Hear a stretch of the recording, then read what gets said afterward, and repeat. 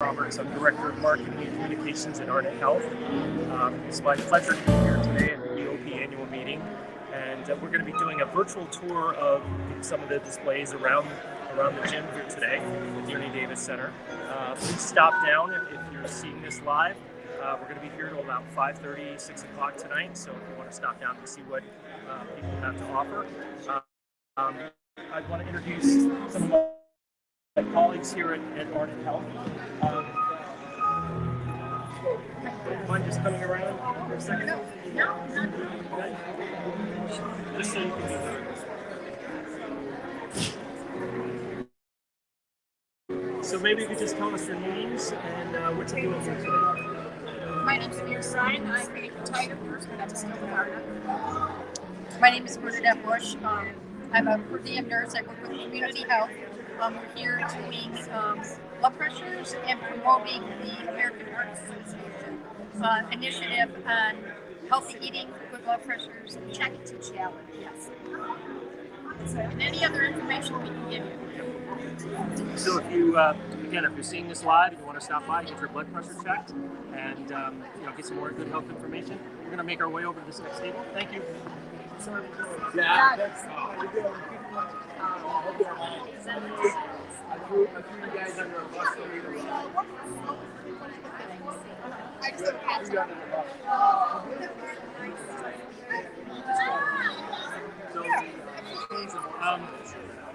We're just going around to different tables and asking people who they are, who they represent. I see you represent EOP Energy Services.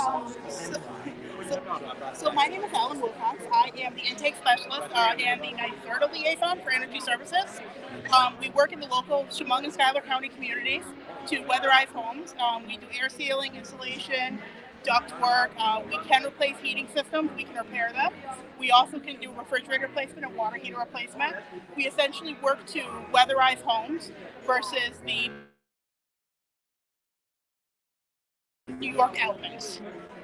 We work year-round.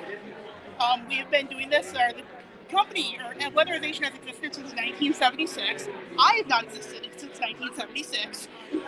And we are funded by the Department of Energy. Awesome. Thank you. Yeah, no problem. I'm really bad at home.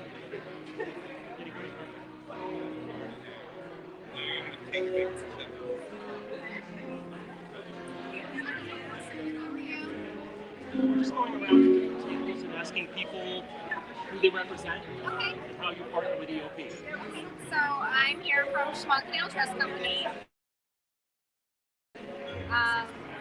I've been with the bank for 14 years. Kind of new to the Elmira area.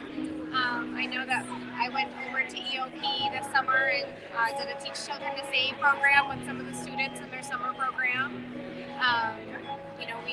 We try to connect with you guys a lot with EOP and just, give back to the community here at the bank. Awesome. Thank you. You're welcome.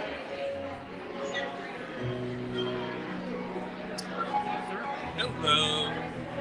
Hi, as we continue our trip around the gym, we're going to speak with Kurt, and he's going to tell you about what he does and how he partners with EOP in the community. Okay, my name's Kurt Bartenstein with Empower Federal Credit Union.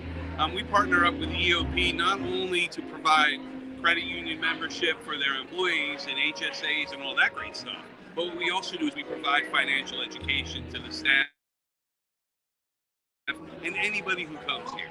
It's really important for Empower to get out there and educate people on their finances, especially credit and debt management, so we can all kind of stay above board and move forward to where we need to be.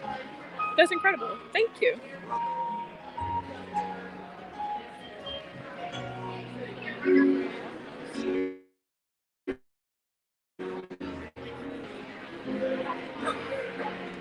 I tried it. Hi, we're just going around the gym and asking people who they are, what they represent, and how you partner with EOP. Okay. I'm Tony Rucco. I'm anti-displacement supervisor. Our program is grant funding through the city of Elmira to assist with housing and the anti-displacement loan grant. Awesome. Thank you. Thank you.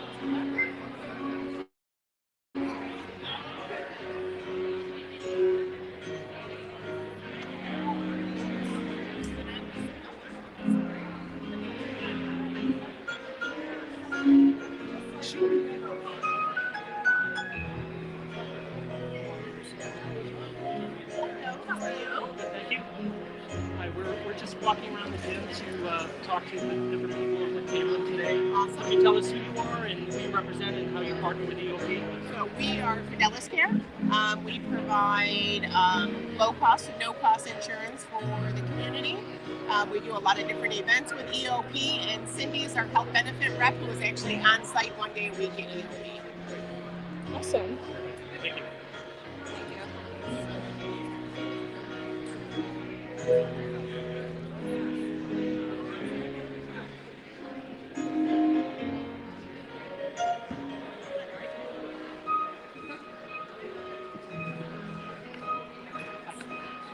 Hi, I'm here with Dr. Allison Wolf from Elmira College. Allison is director of the Tommy Hilfiger Fashion Business School, Business and Economics chair at Elmira College, among other things. So, could you tell us a little bit about how you partner with EOP and your interest in the organization? EOP and Elmira College have a very strong strategic partnership for years. We do so many wonderful things together. We both have similar goals, again, building our community and engaging with individuals. And one of the areas that we do with our students is they are involved in student consulting projects with EOP. So we work with projects with CFJP Bistro. We worked with EOP Florio Jazz Festival. We did a great project with them on the social media. We've worked on the Twin Tier Ties Expo, where students planned and executed an expo, and EOP was so instrumental giving leadership and guidance and mentorship. It was fantastic. It's a terrific organization. I'm so happy to have EOP in our community. They are diamonds in our own backyard, truly. And I am so proud to be involved with that. And we have our students here from Elmira College, and they just love coming here, working with the students. EOP did a fantastic fashion show in the fall, and our Elmira College students collaborated with them, and it was fantastic. So any opportunity where we can partner together and do educational experiences, we do it together. And I want to wish EOP a very happy anniversary. Thank you. Thank you.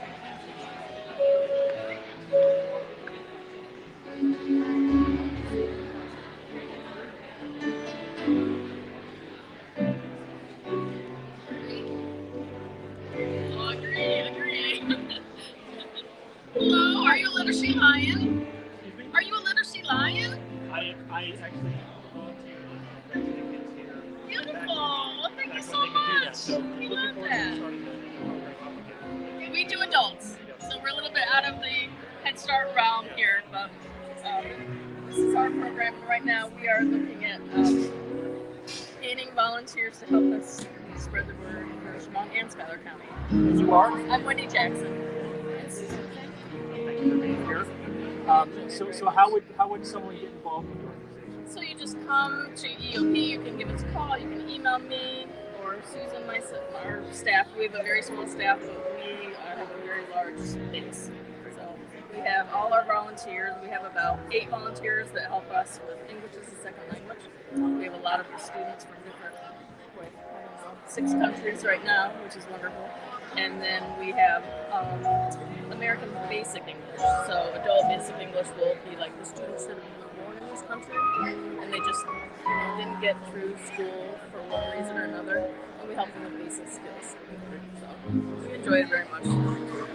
Yes. So would you have any well wishes for EOP on their 58th anniversary? Well, Susan and I have been here 10 years, so we're very excited for them, and our well wishes are continuing what we do. Yes, we do people. I think that the communities that we serve. Perfect. We're happy to be part of it. Thank you.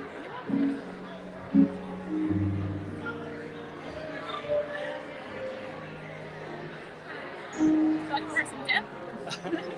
Maybe in a bit. Okay. We're here just walking around the gym and talking to the different people who are tabling today. Can you tell us who you are, who you represent, and how you partner with EOP? So we're with SNAP-Ed, CC Chemung, and I'm new, so I'm not necessarily the best person to ask. That's all right. We do community nutrition and cooking classes. It's all free. We do it at the Human Resource Center building, so that's on 425 Pennsylvania Ave. But we do things with a lot of different programs with EOP. After school, we do a lot of different stuff. So it's a great program. We do free cooking classes, free nutrition classes for adults and youth. Awesome. Great, thank you.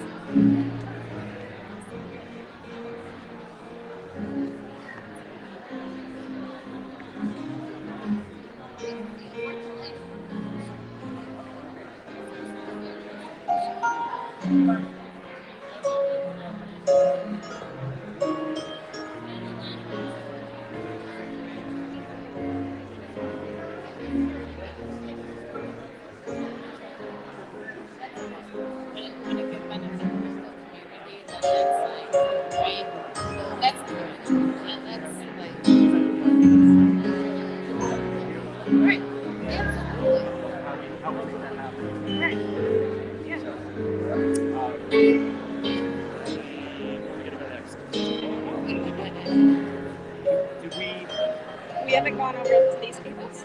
Yeah. Yeah. We'll have to walk around and then you gotta go upstairs.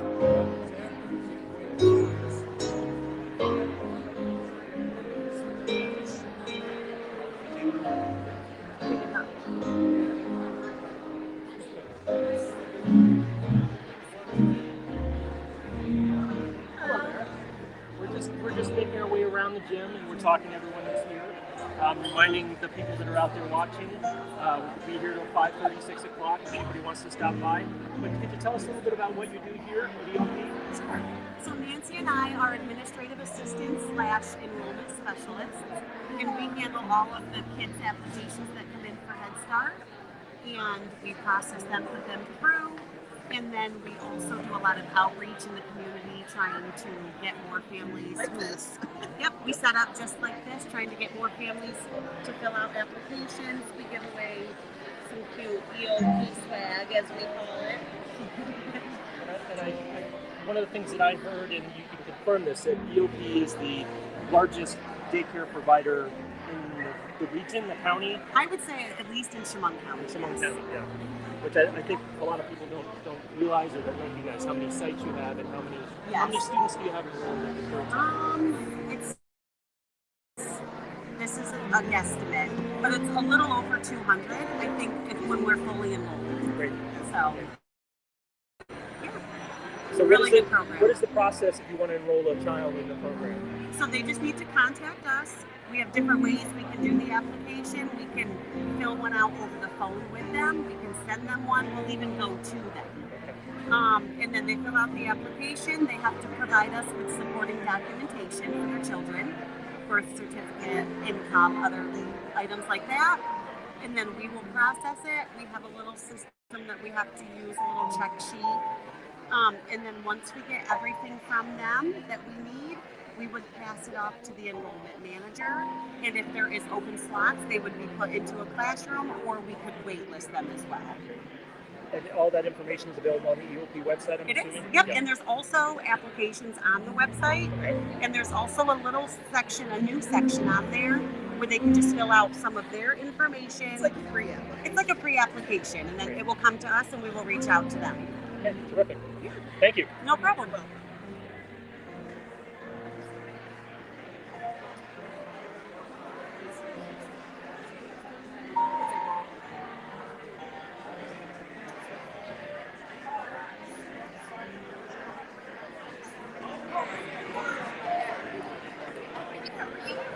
So we're just walking around, talking to everyone here that has a table. Could you tell us who you're with and how you partner with EOP? I am with Mothers and Babies Perinatal Network in Binghamton, and to be honest with you, this is the first time I've ever been at one of these, but we have our perinatal services that cover all of Chemung, and we also have a New York State of Health that we help people enroll in health insurances. So we have all kinds of programs. We're a non-for-profit, obviously, so we're here. And how would they access your services? Is there a website or? Yes, it's Mothers and Babies. We're on Facebook, and we're also Mothers and Babies Perinatal Network on That's all of our services that we do. All of the services are not in Chemung, but that is like our perinatal services in Chemung. We help with health insurance in Chemung. We have a CHWs that go out to hospitals that if there's a new mom that needs a safe place for the babies to sleep, we give packing place, we give sleep sacks, we give diapers, we give formula. So I work at Arnett Health, so okay. Yeah, the sure. program, and I'm sure you know some of our folks. Yes, absolutely, absolutely. So good. Thank you. This is a very nice event. Thanks. Thank you.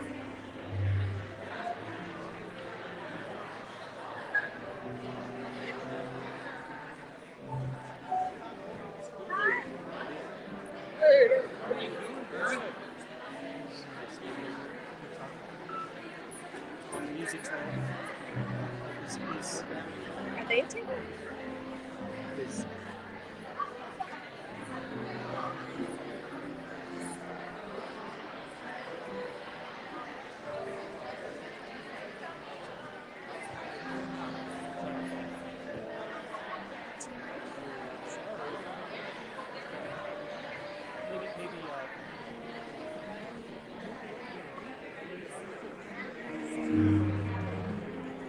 What did you say?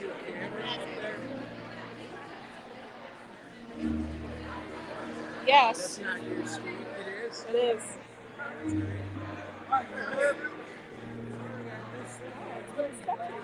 Did you know that was happening?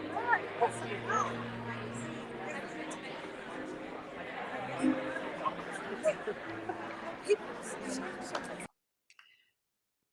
Hi, wasn't that exciting? I'm Andrea Ogunwumi, and I want to just thank you and welcome you again to our annual meeting.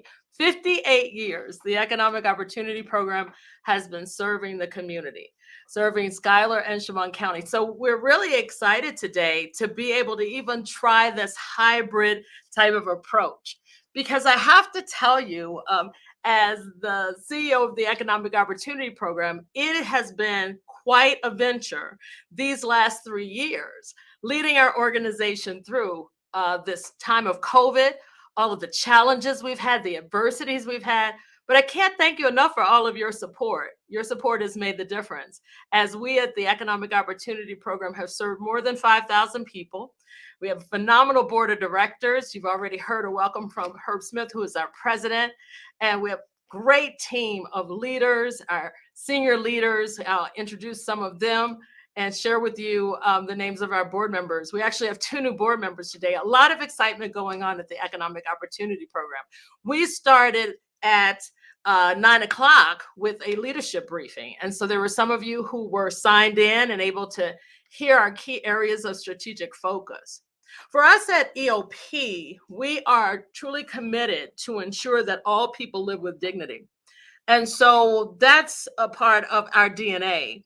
And as we come together today, I'm saying it's time to move on. We have had many challenges over the last few years dealing with COVID, and now we have, they call it the triple-demic. You have COVID, RSV, you have influenza, we have the recession. We have a lot of things that we're challenged with. But for 58 years, the Economic Opportunity Program, despite the challenges, has been able to move forward. And we've been able to do that because of your generous support. We have a phenomenally committed staff, more than 130 members of our staff who serve so diligently the community and the key areas that we focus in terms of childcare, youth care, family and community economic development. So today we're just here to celebrate, to thank you for your support. We started at 9 a.m. Then we had a wonderful soul talk at 1:30. Marty Birmingham, the CEO of Five Star Bank, and also Craig Burden was there with us, and Grace Dalton, answering questions about how most effectively to look at real estate properties, to be financially fit.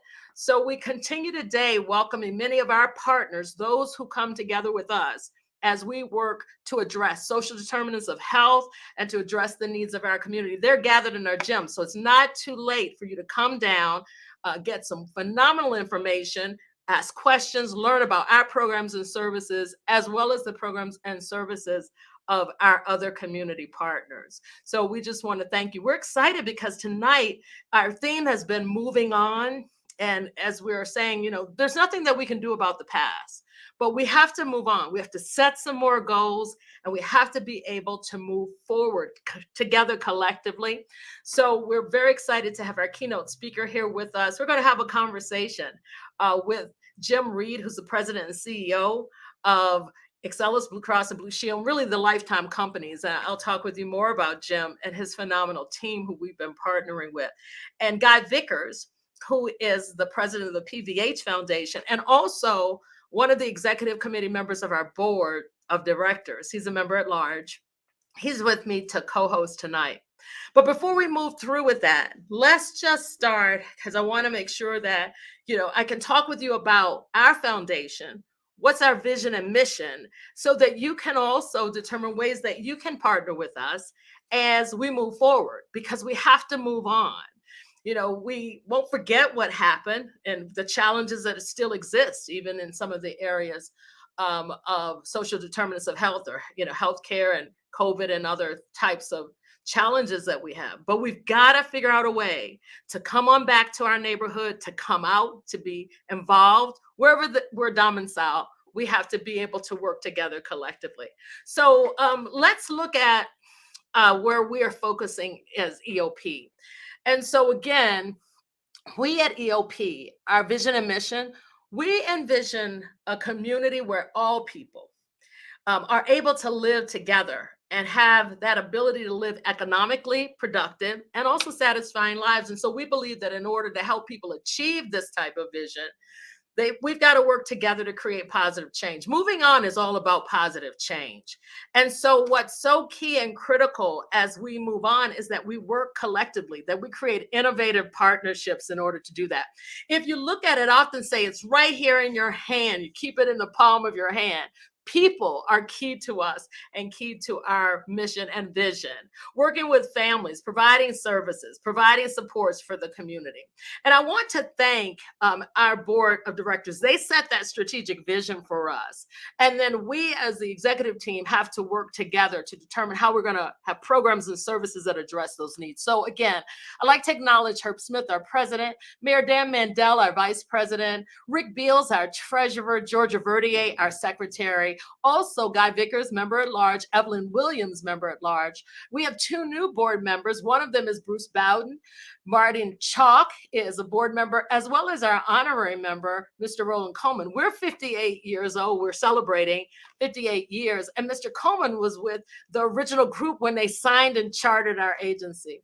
So just very exciting as we continue to formulate and work on strategic areas of focus. Carol Kane, we want to also acknowledge Carol, as well as to acknowledge Tanisha Logan Lattimore, Mike Lozell, another new board member from Schuyler County, Dr. Mustaf Sheck, Holly Strickland, Margaret Walls, and Michelle Wasicki. Thank you, Board of Directors. Thank you for your committed service to our agency and also the community. And our executive team, Anthony Prasad, Chief Financial Officer, Bill Brzezinski, our Chief Program Officer, Anita Lewis, our Chief Development Officer, and Brianna Storch, our Manager of Human Resources. A phenomenal executive team, a committed staff who are working together to support our community. I want to thank each and every one of you.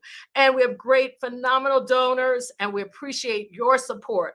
And again, as we celebrate this anniversary, EOP, we're givers at EOP. So we're giving and asking you to donate as we have care kits. So please donate socks, donate toothbrushes, even as we support the homeless. You might not know, but socks are the number one item that's asked by homeless people. So as we have a program where we say they're homeless veterans, but they're no longer homeless because EOP is providing supports at Libertad Elmira. So we give you an opportunity to donate to our care kit, or even to donate perhaps $58 as we celebrate these 58 years. Earlier today, we had great discussion. Marty Birmingham kicked us off with a video as we talked about how to move on in the neighborhood, how to bring economically focused development projects into the neighborhood. And we appreciate the commitment and the work that we do with Carla Gadley, as well as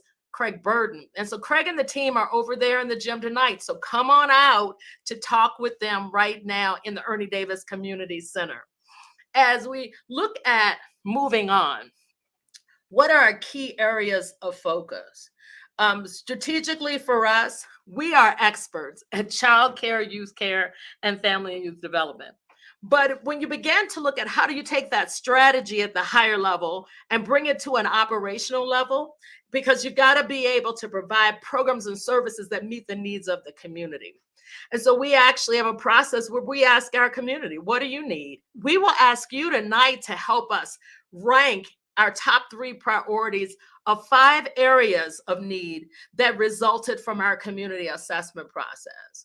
We want to always be connected to you and what your needs are, and to provide the programs and services that begin to address those needs. And we can't do that unless we have partnerships. So if we go back and look at our 4 key areas of strategic focus, let's go back to that area, that particular slide. Access to health care. We've been working since 2017, 2018, Common Ground Health, and we partnered with Arnott Health, and now we have other partners who are involved.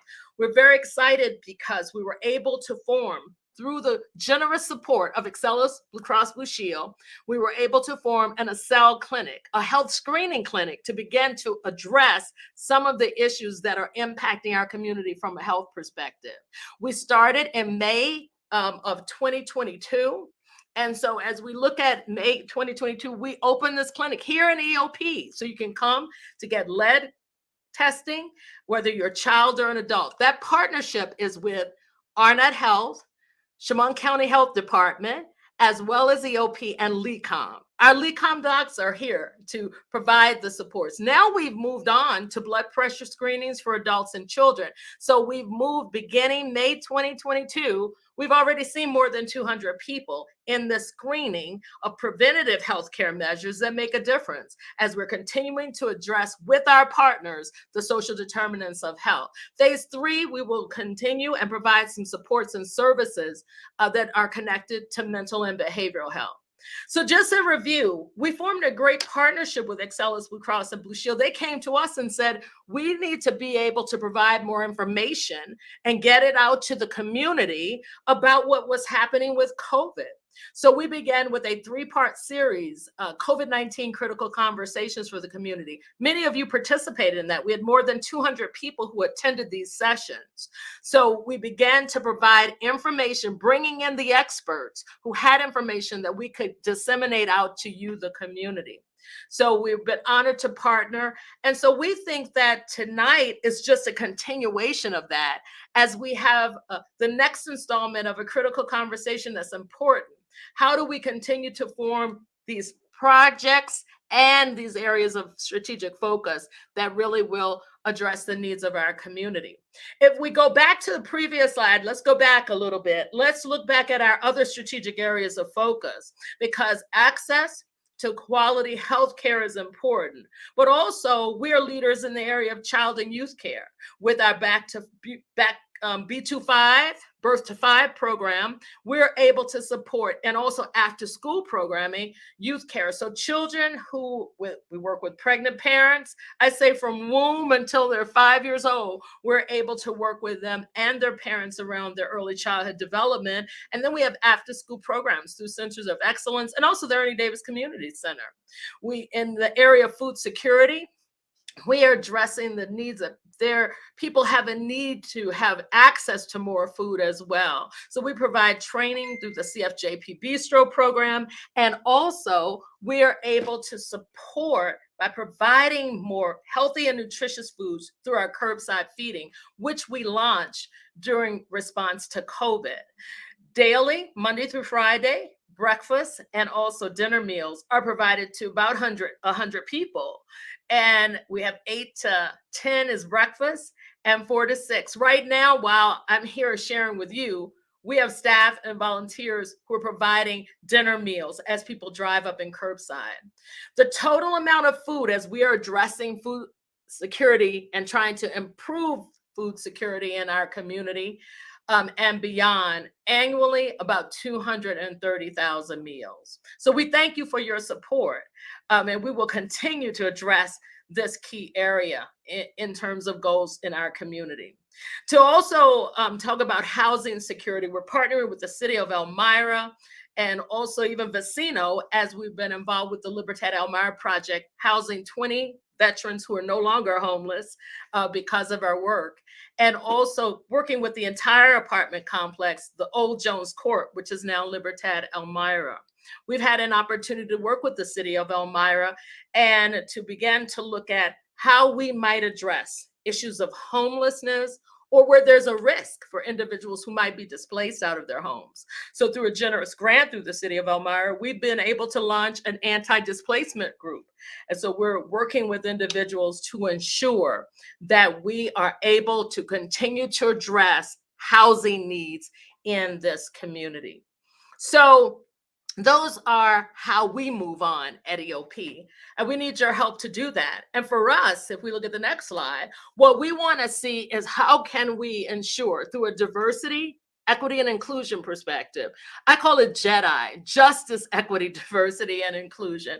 Can we work to ensure that everyone has access, that people have access to healthcare, whatever neighborhood they live in, that individuals have access to healthy food.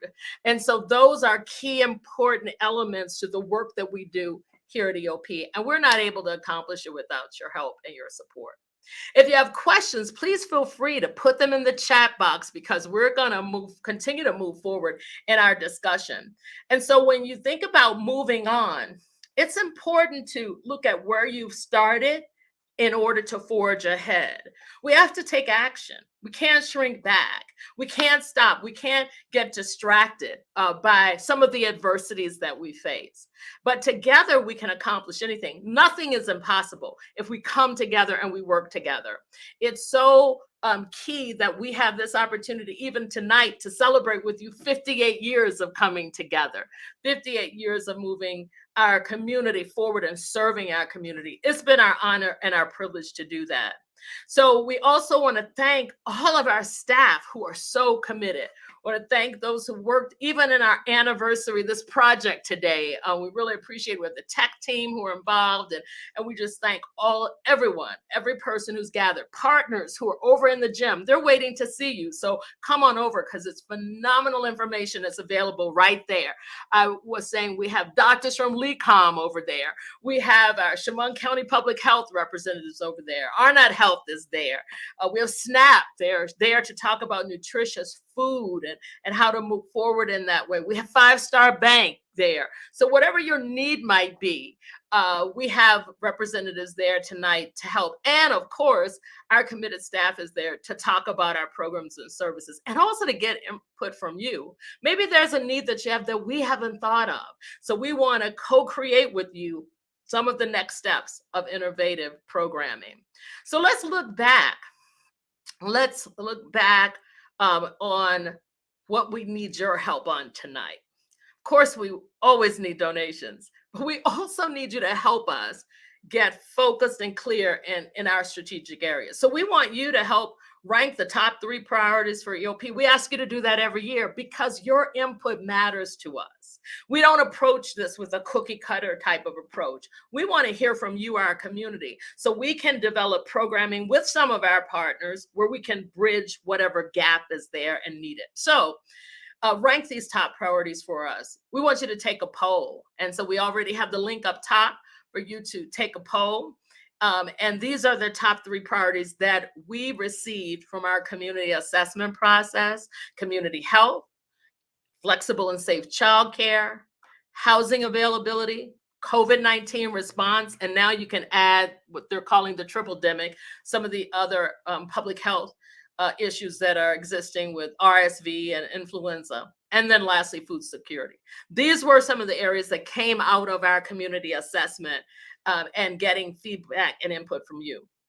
But we need you to help us focus on the top 3. So please go and give us feedback, and we will continue to ask for it. And then that will help us get even clearer around the direction that we need to take strategically. And also make a donation. You know, we know that we all have something that we can give and support with. You might want to donate your time. If you are able to volunteer, we greatly appreciate it. You may also even have an idea around some of those key areas of food insecurity or housing insecurity or issues that exist there. So we'd love to have you support and volunteer. Make a donation. You can text in your donation to EOP 607-333-7599. But we thank you. You can donate with credit cards. You also can visit our cseop.org/donate, our website to donate as well. But please make a donation to EOP. Your generosity really makes a difference, and it makes an immediate difference to helping us support the needs of the community. So in advance, we say thank you. So that finishes, and I'm looking to see, are there any questions or comments in the chat box? But that's a finish of my overview, my strategic overview for you. And if you have questions, feel free to send those to us in the chat box, or even to, stop by and give us input. We really value and we need your input in order to serve the needs of our community. So I'm going to segue now, and I want to welcome my co-host tonight, Guy Vickers. Guy, are you out there? I'm sure you are. I'm here. Hello. This is Great exciting. To see you. Yes, it's very exciting to see you again. We were in board meeting, so I want to welcome you in, and just really thrilled to be able to welcome you and back to the neighborhood, because you are an EOP board member, but you grew up in Elmira and have continued to serve in so many different areas of capacity. You are the president of the PVH Foundation, and Yes. also serving so many non-for-profit initiatives, being involved with the MLK Foundation, and there's so many areas that you impact. But it began right here in the neighborhood, if Absolutely. that's correct. And so I'm just really glad to be able to, one, have you on the board of directors, which is an honor and privilege. We appreciate all the ongoing support of Tommy Hilfiger as well. And we thank you. So welcome you tonight as we are going to co-host, and I'm going to transition. I think we're ready. I'm hoping that we have Jim Reed already in our green room and actively ready to go. Was a relatively small. There he is. I'm gonna head in there. Thank you. So I'm gonna transition out. But Guy, while I'm doing my transition, feel free to greet the neighborhood, because we're Yes. moving back to the neighborhood. And I'll see you all in a minute. Okay, so I'll kill a little time while Andrea's transitioning. I'm Guy Vickers, president of the PVH Foundation. Started off with Tommy Hilfiger, and Tommy sends his greetings to all. We both grew up, as you know, we both grew up in Elmira. This is kind of deja vu for me, in that the Libertad, old Jones Court, I lived there for 5 years in the first unit.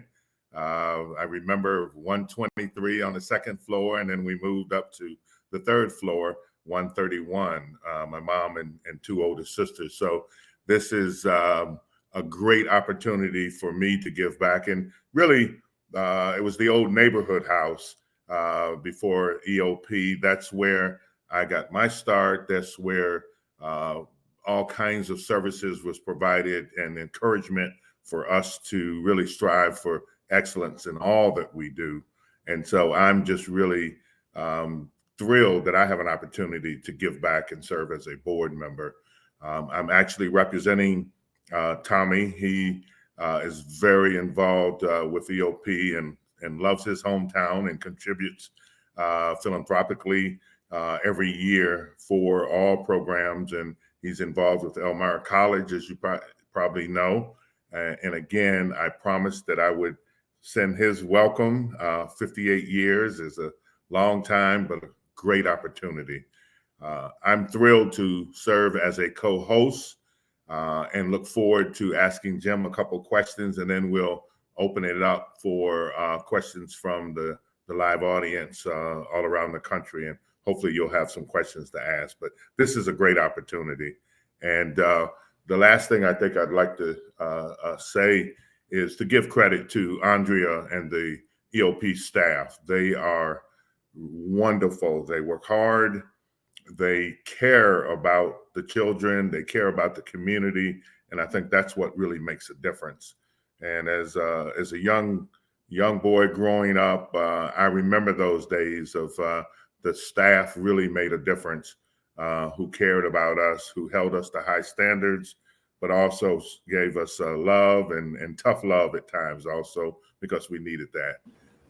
So I think, Andrea, I did a good job. I'm so glad that we could come in. I'm transitioning from one spot to the other, but Jim Reed, president, CEO, actually the Lifetime Health Company, but also Excellus is a part of that. So I don't want to steal your introduction, because there's so much to your experiences. But what I want to say before we jump right in, it's wonderful to welcome Jim. He's been here before, and he grew up here. So this is not, welcome you back to the neighborhood. So thank you. And thank you for just the partnership, the underwriting of the Excel Clinic, supporting and ensuring that we could do screening, health screening, that together your work trying to help us address the social determinants of health is impactful. Already we have a question that's in the chat box, so I don't want to jump too quickly in, but it's great to have you here. We also have a live audience. We have some students from Elmira College, so we welcome them. Members of the board are here, and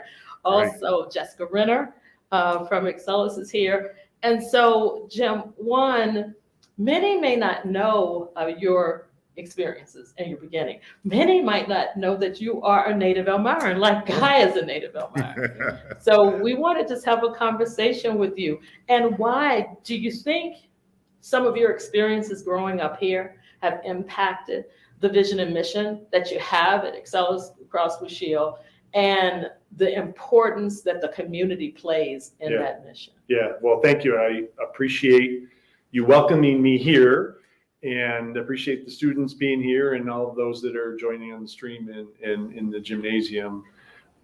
As Andrea said, my name is Jim Reed. I'm the president and CEO of the Lifetime Healthcare Companies. Lifetime Healthcare Companies is the holding company parent of Excellus BlueCross BlueShield. So most people know us by the health insurance brand of BlueCross BlueShield. Right. We are fortunate the EOP is a good customer of ours, so I want to thank you for being a good customer of ours. But I've been with Excellus for almost 28 years now. And although I now live in the central New York community up in the Syracuse area, and I split my time heading to our company headquarters, which is in Rochester and in Syracuse. I actually born and raised in Elmira, as you said, went to high school, went to junior high, right across the road here at what was at that time Ernie Davis Junior High School. Absolutely. Yes. So enthralled by the Heisman Trophy sitting right behind us. Right, That's pretty awesome. But I grew up here. I started my career here, and I'll talk a little bit about who Excellus BlueCross BlueShield is. We are a nonprofit health insurance company. We have approximately 1.5 million members. Our annual revenue is a little over $6.5 billion. And as I said, we're a nonprofit, which in effect means we exist not to maximize shareholder wealth, which is what publicly traded for-profit companies do. We exist based on a mission, and the mission is access to high quality and affordable health care. So for me, having started literally back in very early 1996, the opportunity to be with an organization that has community good, community impact at its core was really a great fit for what I wanted to do within my career. It just so happens, it ended up being a place I could build a career out of. And I've been fortunate over the years to be in positions to learn about different things, meet different people, be involved in different aspects of our business, which ultimately positioned me 2 years ago to be named the CEO, which completely honored and consider it a privilege to be. As I said, I grew up literally down the road. We have Elmira College students here.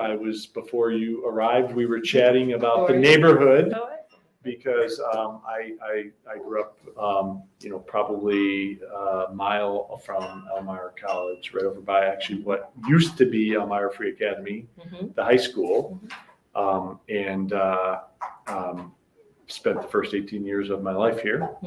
I went away to college. I went to Syracuse. I went to a small little liberal arts college, Lemoyne. And after 4 years of school, I came back home to Elmira. And at the time, started thinking about starting a family and building a career. And this opportunity popped up at Excellus BlueCross BlueShield, which now the rest is history. And what a history. Yeah. And growing up here in a close-knit community, is there something that influenced you? Because community is interwoven in everything that you hold in Excellus BlueCross BlueShield and your initiatives and your actions. Yeah. So was there some influence there? Yeah, it's people. I think if I think back on my time growing up, I was just over in the gymnasium and spent some time with Marty Chuck. Yeah. Who's a board member of yours. Yes, he is. Yeah. Marty has known me probably since I was in diapers and being carried around in a car seat by my parents. I think back to elementary school. I went to George Washington right down the road. I went to Ernie Davis Junior High right near here, and then Elmira Free Academy. And I think about the people who impacted me, their values, their sense of commitment to community, their sense of commitment to the people within the community. And that had a big influence on me. I think honestly say that who I am today has been shaped by not just my parents, although I've got an awesome family. And unfortunately, my mother passed away. My father is still alive and awesome influence on me as a kid growing up. But they were always involved in the community. And our friends and the people we interacted with were always involved in the community.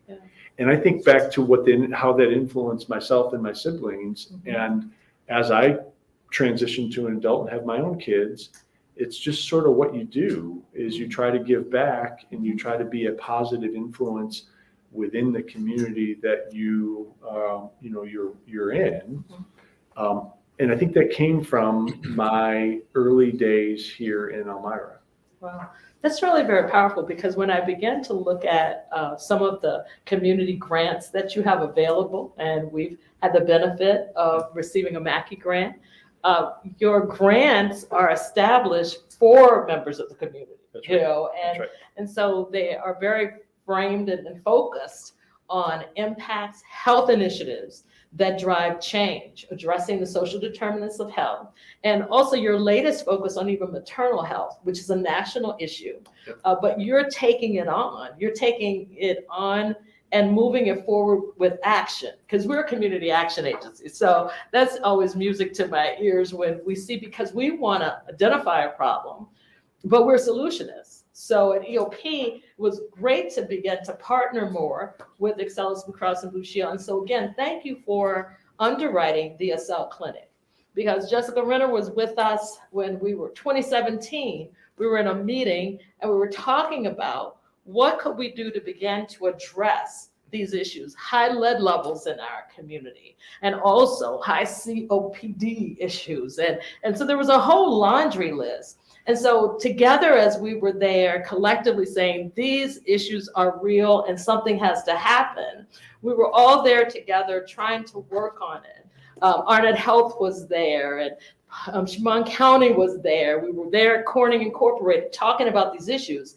And so we all said, well, okay, I have some fish, I have loaves of bread. And Jessica said, we have money. So that was how we began to work with Common Ground Health. But thank you for the establishment of those types of grants. Because of your gracious funding, we now have lead tested hundreds of children in our community here who would not have been lead tested if we didn't have the Excel Clinic. And now we're lead testing adults, and we moved on to blood pressure checks for children, because all of those are preventative measures. So tell me, as you look at the next step, because I think that was one of the questions in the chat box, what's your focus to continue to impact access to quality health?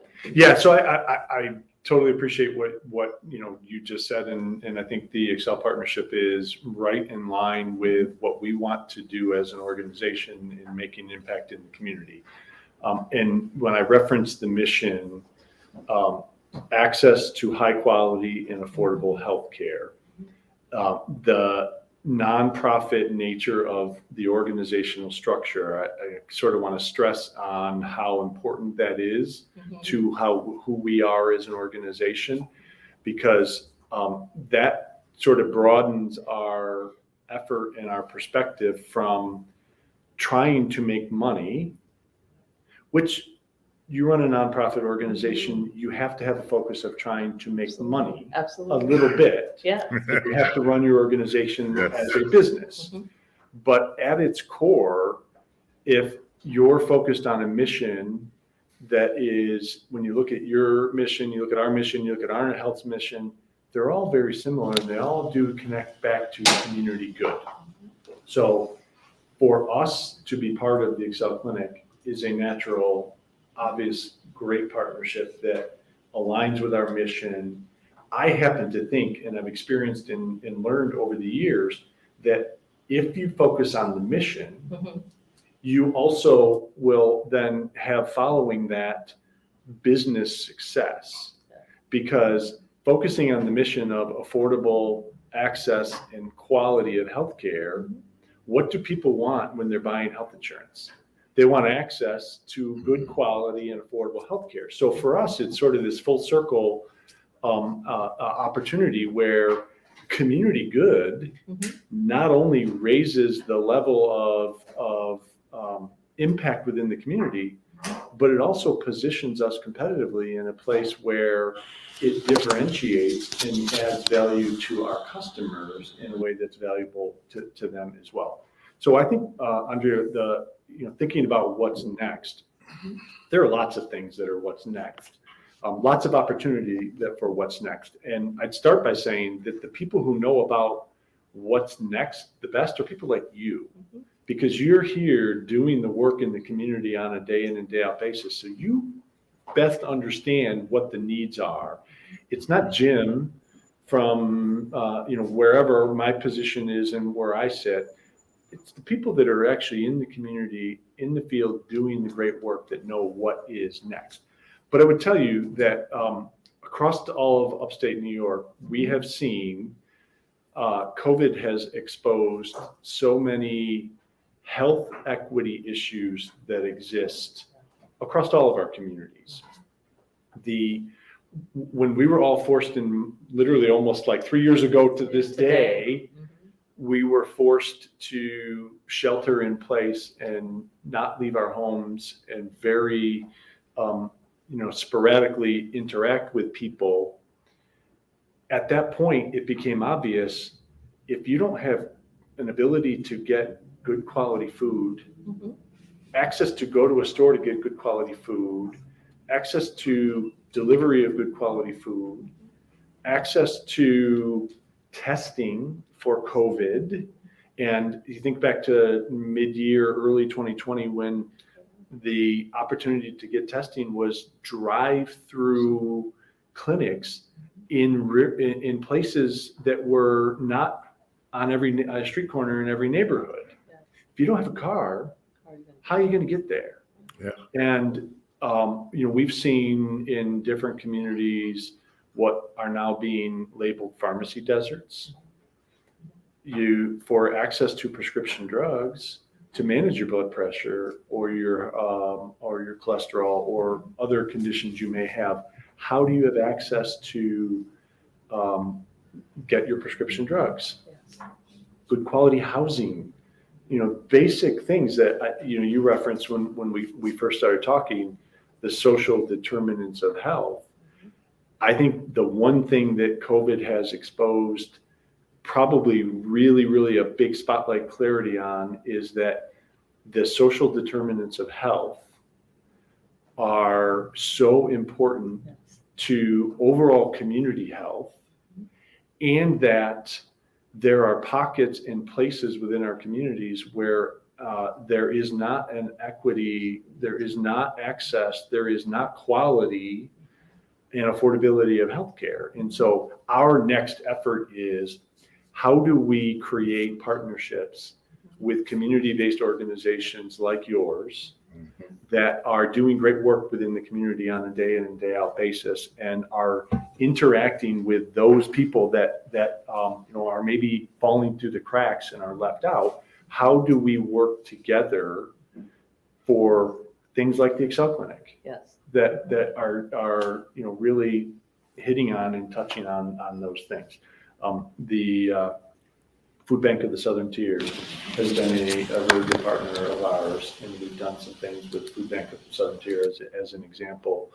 But there are others. Arnett Health is a great partner of ours. They're doing great things. So what's next is, how do we as a community tackle not just the clinically diagnosed disease states like hypertension, but how do we work together to impact those things that are more social determinants that allow for people to live their best, most healthy life?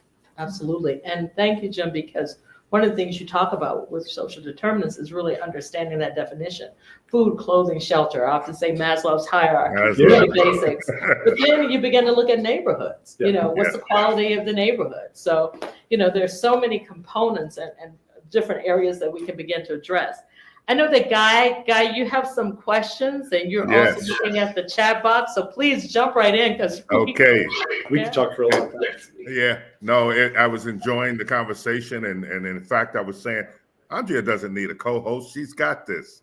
But Jim, welcome. And I apologize. I really wanted to be there in person. I am recovering from some health challenges. I'm a 10-year prostate cancer survivor and had a little relapse, but we're thanks to my wife and family and friends, I'm getting much better and stronger. I'm taken aback with the photo and the Heisman Trophy.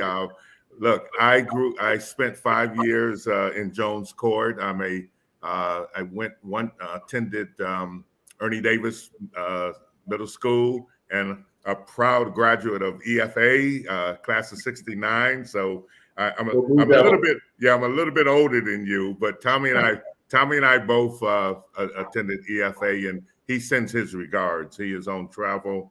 I'm not even sure he's in the country, but he wanted me to just welcome you and thank you for investing in the community, and that's really the key. And I listened to your story, and it's very similar. Being a graduate of an alumni of Elmira, going away to college, you always wanted to come back and contribute. That's why I'm involved with EOP and always will be. But one of the questions that I was thinking about is, as consumers and customers, what might we look for or expect for our healthcare insurance partners? In other words, what should we be expecting from, as we look and research healthcare facilities and companies? What should we really be looking for? The last piece of that, Jim, is that I'm so impressed with you and your company, because oftentimes, as a president of the foundation for PVH, we write checks, but we do more than write checks. We do what you're doing. You come to the facilities, and people know when you care because you show up. And what you're doing today, I just really want to congratulate you and just say, please keep doing it. You are truly a leader for industry, and they should really be watching out what you're doing. But what are the expectations? Because I find oftentimes people come in underserved communities, they don't know the right questions to ask. Oftentimes information isn't given to them where they can understand it. But here we have an opportunity to change all of that. So how can we strengthen what you're already doing? Yeah, I appreciate. I definitely appreciate the question and opportunity to talk a little bit about what I think separates a Blue Cross Blue Shield from maybe others in the market. But to answer your question, there's probably a small handful of things. If my father were shopping for Medicare Advantage health insurance, I would probably counsel him to, first of all, make sure that the health plan he's choosing is one that has a very recognizable and very respected brand associated with it. Because I do think that there's a quality and a stability associated with brand and longevity in health insurance in particular. Because if you think about what you're buying in health insurance, you're buying protection that, should you be in the unfortunate position where you need to access medical care, and it can be very costly, whether it's in a hospital setting or some of the prescription drugs that we see today and that are in the pipeline are hundreds of thousands of dollars, if not potentially millions of dollars. And so you want to have your coverage with a company that has financial strength and a strong brand that you can rely on if and when you need that. So that's the first thing, Guy, I think I would look for. The second thing I would look for is a provider network disclosure. All of us health plans have contractual relationships with doctors and hospitals and pharmacies.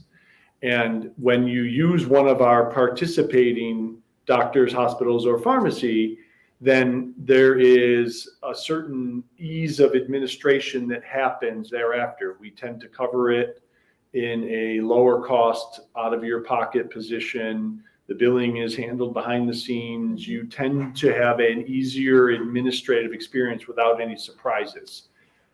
Blue Cross Blue Shield historically has had a very open access. Most all providers participate with a Blue Cross Blue Shield. Other health plans don't necessarily have that position, and you may find yourself in a position where you buy a health plan where you don't understand that your doctor doesn't participate, or the prescription drug that you take and have been taking for a number of years is not on their formulary. And at that point, you're thinking, oh boy, do I have to change doctors? Do I have to change drugs? And you don't want to do that. People don't want to do that. So the two things that I would probably be most on the lookout for are that brand and financial strength, and then the robust nature of the provider network. Those are the two probably really most important things, that whether you're a Medicare, whether you're a Medicaid state-supported participant, or even in a commercial individual or an employer group market, those are the same characteristics of a plan that you should watch out for. Yeah. Okay. I have one other question, Andrea, before I turn it back over to you.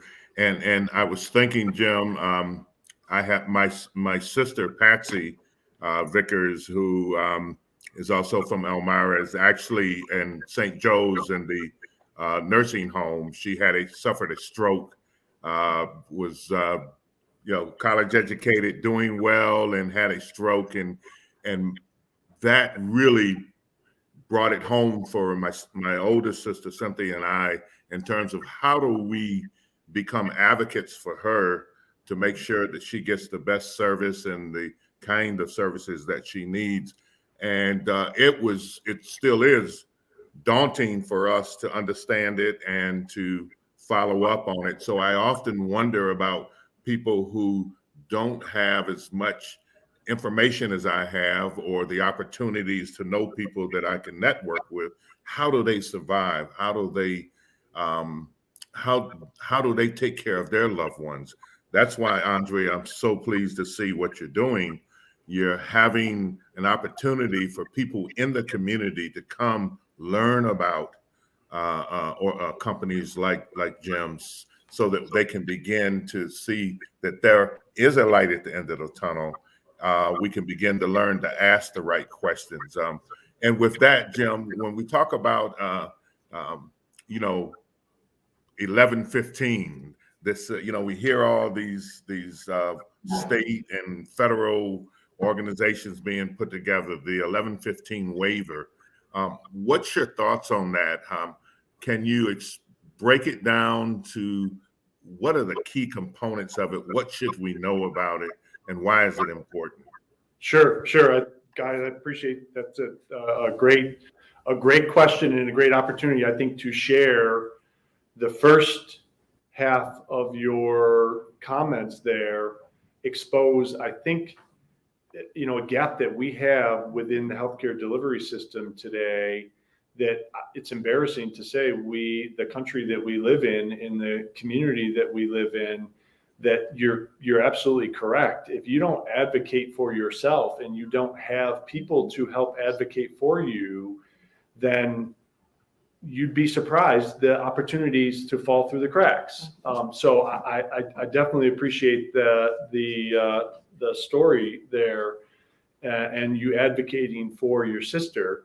And I think the 1115 waiver, how I would describe it, I'd first start by saying that I think it's a tremendous opportunity for all of our communities in upstate New York, but Elmira being one of them. I think it's a tremendous opportunity to put structure around and bring money to social determinants of health. So just step back, a quick 2-minute overview of what the 1115 waiver is. Medicaid is state-sponsored, state-supported health insurance for people who qualify based on income level. So it's a means tested for those that have an income below a certain level that would prevent them probably from affording commercial insurance. And the state then provides a very competitive and generous program for coverage called Medicaid. And in that health insurance model, people often fall through the cracks. And people who live in communities where we talked about those social Maslow's hierarchy and have less access to good food and clothing and shelter, the overall health of those people suffers. And then the cost to New York State in the Medicaid program is higher. It increases, it's higher. And over the years, there has been this disconnect between community-based agencies like EOP and Food Bank, who do great work and provide services to people who are on Medicaid, but are relying on grant funding and charitable donations from people in the community to fund the operations. When in reality, what is traditionally medical insurance coverage is you go to a doctor and there's a bill that's generated, claim that's generated, and the health insurance pays that claim. Or you go to the hospital, there's a claim and health insurance pays that claim. But if you could just reimagine how that process works and say, what would the impact to people's overall health be if we had good reimbursement for a quality food program? Yes. Or if someone needed transportation to get to a doctor's appointment, what if there was a health insurance model that said there's a service that's going to pick you up and take you and bring you home, or an Uber that's going to provide that transportation? So New York State has recognized this as an opportunity. It's a gap that exists within the healthcare delivery system. It's an opportunity to use state funding to drive change within the communities. So New York State has applied for what's called an 1115 waiver, which is New York's Medicaid is funded. A big chunk of Medicaid funding comes from the federal government. The federal government is also interested in pilot type programs or reimagining how Medicaid payment is working.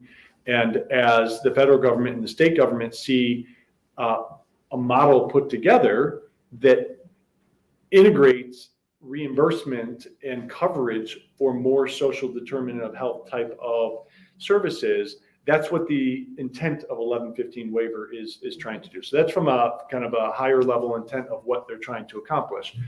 To do that, there's been other efforts in the past. They have largely not been successful. And I would argue they've largely not been successful because they have not been facilitated through feet on the street within the community, people, organizations that understand what the problems and what the issues are. So I think the 1115 waiver is intending to create a couple of new collaboration organizations. One of them is called a HERO, which it's an acronym that stands for something that I won't come up with accurately, so I'll just say it's a HERO. And then also a social determinant of health network. So an intent to say there's an organization which is going to be made up of people like Andrea and Jessica in a local community that will use data analytics and local knowledge to say, what are the needs? What are the biggest needs in Elmira? It might be, we can't boil the ocean, but it might be transportation. It might be food. Whatever those ideas are, whatever those biggest priorities are, that's going to be determined by this local group. And then a creation of a network of community-based organizations, a social determinant of health network that can provide services to address those needs. And then a Medicaid program that flows through managed care organizations like a Blue Cross Blue Shield. There are other good ones, other great ones in the community, but then a health insurance model that has an individual on Medicaid who's going to actually get that transportation ride to the doctor's office, their health insurance then pays for it. And the health insurance pays for it because it's enabled through the state reimbursement process. So Guy, it's maybe a long-winded and a little bit technical of an answer, but I think to me, the 1115 waiver is a tremendous opportunity for the Elmira community to come together with collaboration and nonprofits who have like-minded intent to address the most pressing social determinant of health needs for our community in Medicaid that is most, at a inequity standpoint in terms of access to healthcare. That's awesome. That's awesome. And it appears to be a model that really could be used on a scalable level on a national basis. This is the model. It is. And it's really important to us because that's our mission. It aligns with our mission. So as hero conversations are starting in Syracuse, in Binghamton, in Elmira, in Rochester, in Ithaca, all of the different communities that we operate in, as the great healthcare delivery system, the hospitals, the community organizations are all starting to come together, we really do believe we want to have a seat at the table. Absolutely. We don't want to be the hero because we don't want to come in and say, this is what you should do. But we want to have a seat at the table within the hero because we have data and we have a model that can be helpful to the community. Yeah. Wow, that's great. Andrea, the last thing I just wanted to say as Jim was talking, I'm an old social worker, or I'll say a mature social worker. We're talking about planning with people versus for people. And that's really the critical piece. If you plan with people, you'll hear from them. They'll tell you what their needs are. Then you can use your expertise to try to facilitate executing something for a solution. With that, Andrea, I'll turn it back over to you. Maybe there's some questions in the chat box or Great. Thank you, Guy. Thanks so much. Sure. We actually have some questions of students here. Great. From our college, because again, as you talk about how we can work collectively, we've got to hear from everyone. We've got to hear from our community, because one of the biggest challenges is for us to plan something and it not address the needs of our community. So questions here, students, yes. Can you stand and identify yourself? Yeah. Great, thank you. I'm Xavier Carter. I'm a sophomore at Elmira College. My first question for you would be, in your future, who will be a disruptive competitor in your industry, and what sets you apart in your mind from those competitors? Yeah, that's a great question. That's an awesome question, Xavier, right? It's an awesome question, and we do a lot of thinking about this because the amount of money that is in healthcare right now is just astronomical. Not all of it is good intentioned money. Some of it is, a lot of it is intention that's trying to make more money in a more for-profit type of world. So the disruptors in health insurance are, we think about like the Walmarts of the world or CVS drugstore just acquired a national health insurance company in Aetna. So while we believe pretty firmly that we have a lane in healthcare that is somewhat narrow in providing good quality financial protection through insurance, and we want to be helpful and partners to others in other lanes like social determinants or hospitals or doctors. There are other retail type organizations that are more consumer oriented that are coming in to say, we want to disrupt that model. And if you were to buy health insurance more like you buy diapers for your kids, you may not, but diapers for your children, then how would that look in a retail store like a Walmart? So we're trying to think through what are the strengths and value proposition from us? And I come back to what Guy's question was. It's a financial stability. It's an access to a provider network. It's a brand. And I believe when someone is going to buy health insurance, buying it from a retail store that also sells food and clothing and other consumer goods is not their focus. And that's something that's really, really important. And so we're trying to think through, okay, how do we act more like a consumer company like a Walmart, but stay true to who we are? Mm-hmm. Critical. It's a great question. That is a great question. Thank you. One other question? Yes, thank you. Hi, my name is Jasmine Elliott. I'm also a freshman at Elmira College. I picked up one of your reports there at the booth, and it's on diversity and equity. I'd first like to say that I think it's amazing what you're doing within your company and externally in the community. But with the world that's ever changing and diversity has been really booming, especially in the last decade, how do you plan to expand internally and externally in your communities with diversity? Yeah, great question. I think that we all, whether you're a nonprofit organization like we are, or EOP, or whether you're a for-profit company, I think we all have some obligation to the broader world and ecosystem that we operate in to impact the diversity, equity, and inclusiveness of people within our communities. And for us, it's been an important strategy for a number of years now, because I think we've come to believe that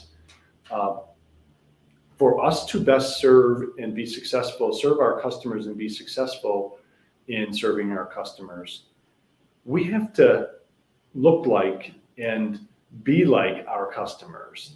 And that means the diversity of our workforce needs to align to the diversity of the communities that we serve. And so we've been working really hard to try and create more opportunity for inclusion, more opportunity for diversity within our workforce for really a number of years now. And I'm proud to say this past year, as we refreshed our strategy and, to Xavier's question, we started thinking more long-term about some of these disruptors. We also looked at our values as an organization and said, based on our strategy and where we want to go in 5 years, do we need to look at values and behaviors of our employee workforce? And the answer was yes. And we added a core value to our organization, which is the IDEA mindset, which is inclusion, diversity, equity, and access. And we've tried to really infuse that in everything that we do, both internally in terms of the complexion of our workforce, opportunity for mentoring programs for diverse employees, opportunity for leadership development opportunities for employees of color and of different backgrounds. So work really hard in trying to improve the opportunity for diversity within our workforce, because I think that positions us better to be in our customers' satisfaction in serving our customers. I would also say that things like the Excel program are how we're thinking about externally, how do we improve the IDEA mindset within the communities that we serve as well. Where we're sitting now today, there's a need to have lead screening clinic. There's a need to have blood pressure clinics. And that, to us, is about embracing diversity and trying to use our resources to bring support and resources to diverse communities. So we think about it both internally and externally. That's great, thank you. Great question. Yeah, thank you. This could go on all night, I have to say. This is wonderful.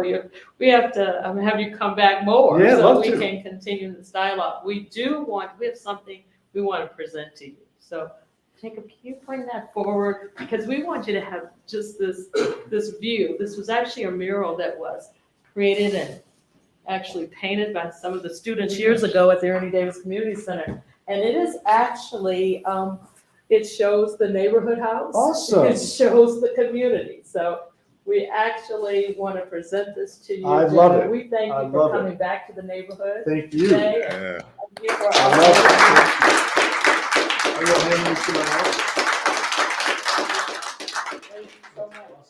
So we're, not that we could ever end the party, we're gonna head back over to the gym because we still have some time to celebrate. So if you're local, come on down because there's lots of information there. To have a chance to talk more with Jim and other partners who are there. And so we want to thank you. It's been great celebrating Absolutely. our annual meeting with all of you. And Jim, thank you so Great. much again for Thank all you. of the partnership, all of the work that you Appreciate do with us. Thank you. Thank you, Jim.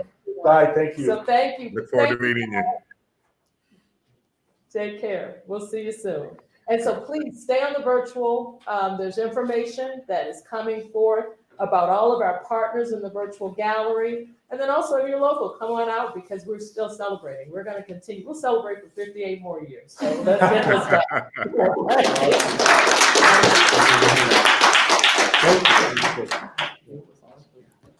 Thank you so much. I don't know the candidate, so. Bye, Guy. Bye-bye. Bye.